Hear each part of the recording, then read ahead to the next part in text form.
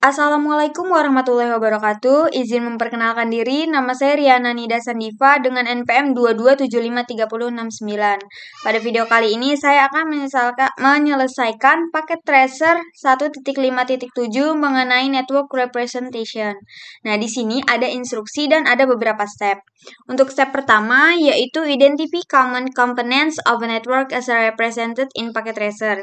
Yang berarti step 1 ini akan mengidentifikasi mengenai komponen umum jaringan seperti yang ada di dalam paket tracer.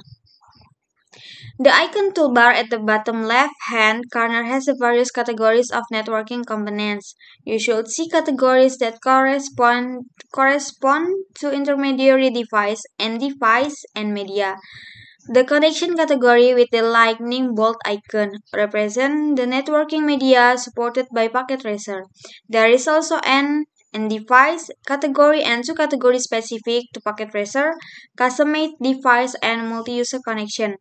Nah, yang berarti di icon toolbar sudut kiri bawah ini memiliki berbagai kategori komponen jaringan. Di antaranya itu ada perangkat perantara, perangkat akhir, dan media. Kategori koneksi ini dengan icon petir seperti ini mewakili media jaringan yang didukung oleh paket tracer. Nah, ada juga kategori perangkat akhir, dan ada dua kategori khusus untuk paket tracer, yaitu perangkat yang dibuat khusus untuk koneksi multipengguna.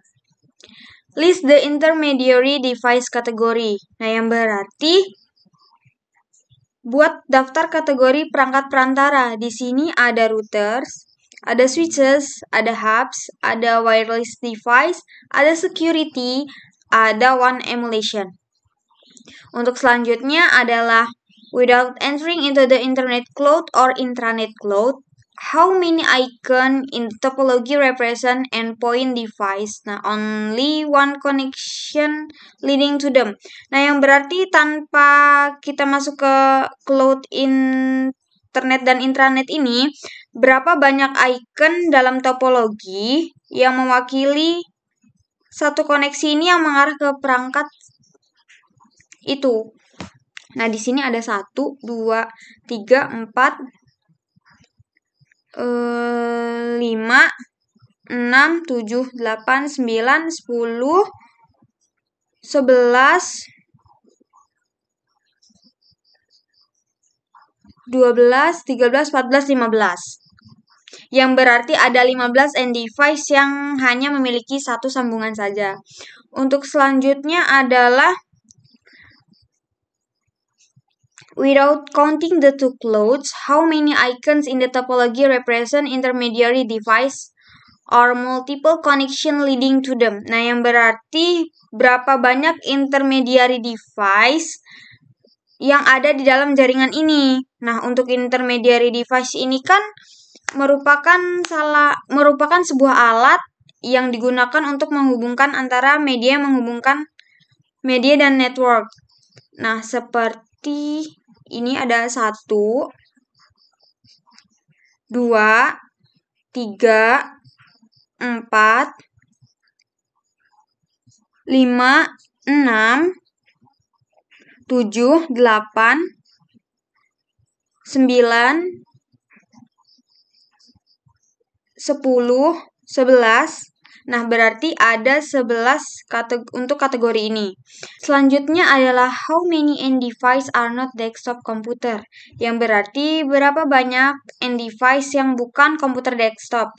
Di sini ada 1, 2, 3, 4, 5, 6, 7 yang bukan komputer desktop. Nah, pada soal kedua tadi ada 15 end device. Nah, yang berarti 8 merupakan end device yang bukan komputer desktop. Untuk selanjutnya adalah how many different types of media connection are used in this network topology. Berapa banyak jenis koneksi media yang digunakan dalam topologi ini. Nah, terdapat 4 tipe kabel di sini. Ada kabel yang merah, biru, hitam dan hitam putus-putus. Untuk step kedua adalah explain the purpose of the device, yang berarti jelaskan tujuan perangkat tersebut. Poin A, in the packet tracer, only the server PT device can act as a server. Desktop or laptop PC cannot act as a server. Based on your study so far, explain the client server model. Yang berarti di paket tracer ini hanya perangkat server PT yang dapat bertindak sebagai server. Nah, desktop atau laptop tidak dapat bertindak sebagai server. Nah, client server model ini merupakan model di mana salah satu komputer menjadi server dan komputer lainnya menjadi client. Yang di mana pihak klien ini bisa meminta informasi kepada server dan pihak server akan memberikan hasil proses kepada klien.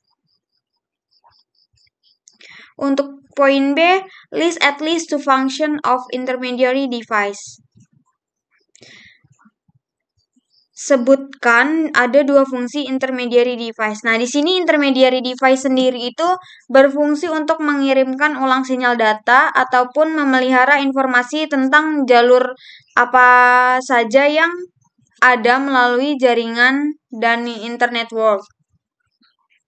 Nah, untuk poin yang C, list at least two criteria for choosing a network media type, yang berarti ini ada dua kriteria untuk memilih jenis media jaringan.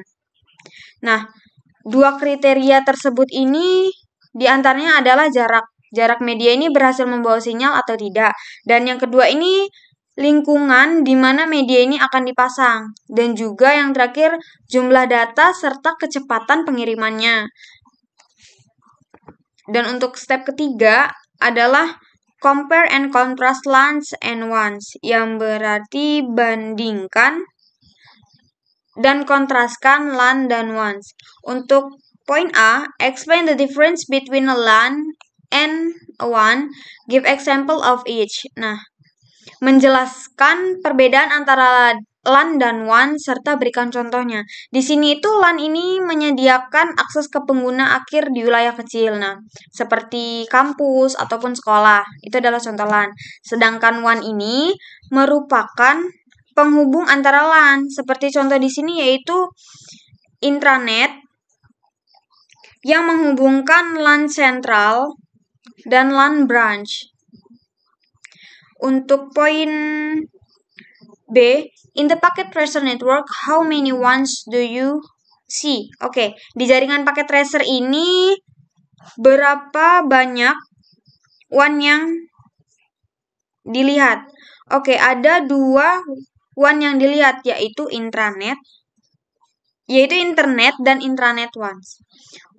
Oke, untuk selanjutnya adalah poin C, yaitu how many LANs do you see? Berapa banyak LAN yang kamu lihat? Oke, di sini saya melihat 3 LAN, yaitu LAN home service, LAN sentral, dan LAN branch. Dan untuk poin D, the internet in this packet tracer network is overly simplified and does not represent the structure and form of the real internet. Briefly describe the internet. Oke, di sini berarti kita menjelaskan secara singkat mengenai internet. Nah, internet sendiri ini jaringan global yang terdiri dari jaringan-jaringan yang terhubung atau internet networks. Nah, sedangkan internet ini juga banyak digunakan ketika kita perlu berkomunikasi dengan sumber daya di jaringan lain. Untuk selanjutnya adalah poin E. What are some of the common ways a home user connects to the internet? Apa saja cara umum untuk pengguna rumahan agar terkoneksi ke internet? Nah, biasanya pengguna rumahan untuk terkoneksi ke internet itu adanya wireless point dan menggunakan akses point seperti Wi-Fi.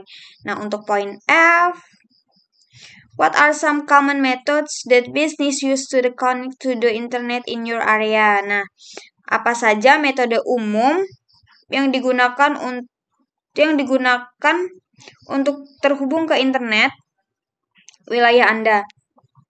Nah, untuk terhubung ke internet di wilayah sini biasanya itu menggunakan provider seperti Wi-Fi ataupun kabel. Oke, mungkin itu sekian penjelasan dari saya. Lebih dan kurangnya mohon maaf. Saya akhiri. Wassalamualaikum warahmatullahi wabarakatuh.